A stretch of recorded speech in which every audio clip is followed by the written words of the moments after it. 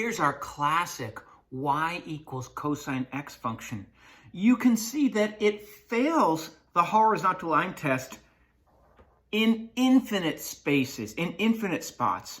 So this does not have an inverse function.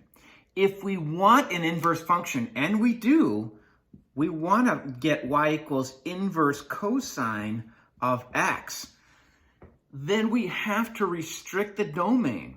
Well, we also need, here's our values, right? We're at 0, 1, and we go all the way out to 2 pi, comma 1. That means halfway we're at pi, comma negative 1.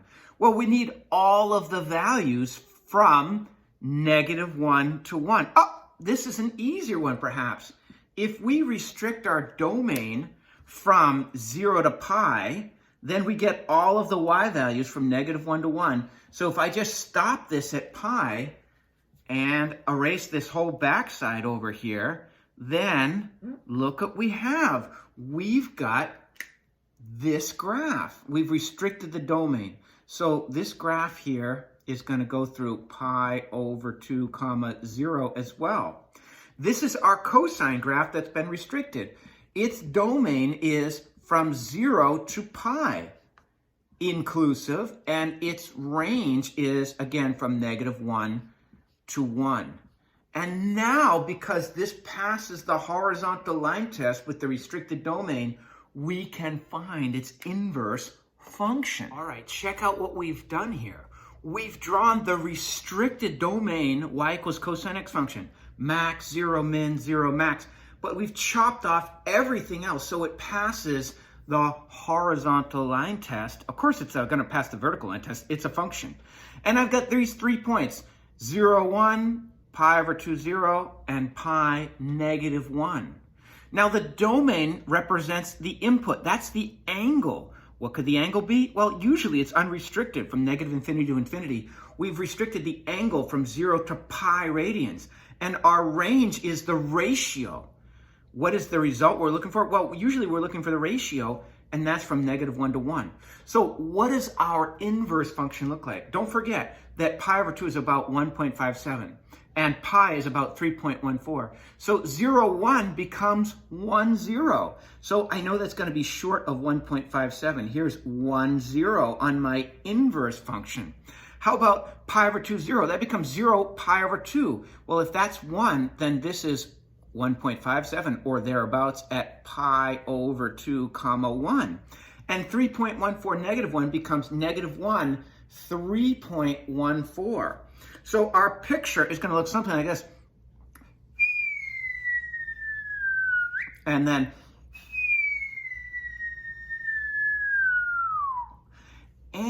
we still have this reflection, my graph is not so great, over this line, y equals x. Notice this last point up here was negative 1 comma pi. So if I'm talking about y equals inverse cosine of x, its domain is negative 1 to 1. Do I look at my picture? Well, I certainly could. Negative 1 all the way up to 1. That's the domain of this function. But what I was doing, I was saying the range becomes the domain, and the domain becomes the range. So I should be from 0 to pi, inclusive, means those boxy brackets. Let's see, the range from 0 all the way up to pi. By golly, it's correct. When we are looking for the angle, we're going to have the inverse cosine of x. Well, how does this translate to our unit circle? Don't forget, our domain here, just looking at our inverse cosine graph, goes from negative 1 to 1. That's our ratio because our output is the angle, which goes from 0 to pi. Well, that's what I'm concerned with, this 0 to pi.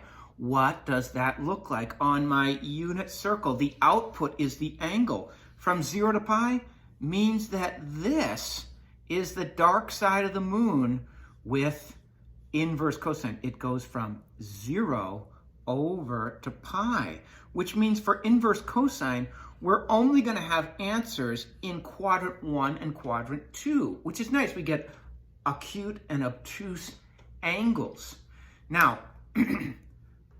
what's the best part of the muffin? Of course, it's the top with all that sugar on it. Doesn't the inverse cosine look like the muffin top? Do you know the Muffin Man, the Muffin Man, the Muffin Man? Do you know the Muffin Man who lives down Drury Lane? So when I see inverse cosine, for all of the reasons we've talked about, it starts with the original cosine graph restricting the domain, then flipping x and y to get the actual inverse cosine graph. I think, well, I'm restricted to the top, like the Muffin Man. Compare that with, here it is. Here was our Katniss Everdeen, which was the inverse sine function, which gave us only to the right side. There's a lot of reasons behind this, but you've got to know that inverse sine gives you angles in quadrant 1 and 4, and inverse cosine gives you angles in quadrant 1 and quadrant 2. So inverse sine, Katniss Everdeen, there's her bow. Inverse cosine, the Muffin Man, that's where you're living.